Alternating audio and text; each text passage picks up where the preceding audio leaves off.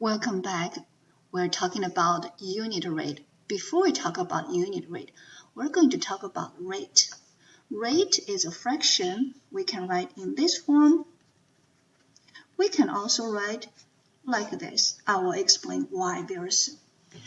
It compares two quantities measured in different units. For example, I spent $10 and bought 3 pounds of apples.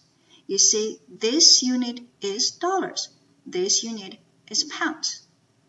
For example, we spent $200 and we bought 10 math books. In different units, one is dollar and one is one math book, two math book, the book. All right, what is unit rate? When the denominator becomes 1, that is unit rate.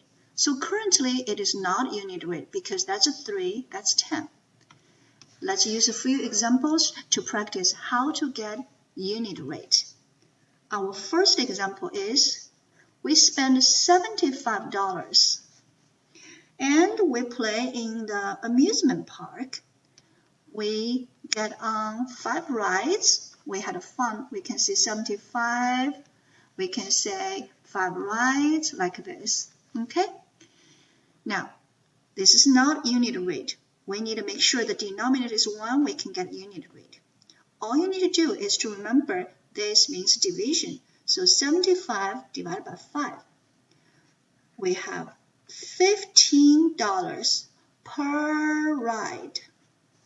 We have $15 per ride. Pick one of them. You don't have to write both of them at the same time. Just write one. All right, next one.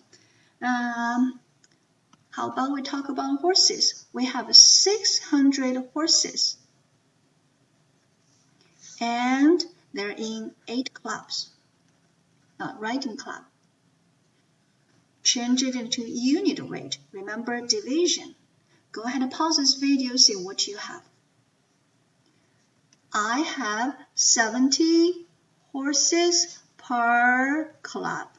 Remember, per means 1. Now you got 1 unit, you have unit rate. That is how we get unit rate. Happy learning.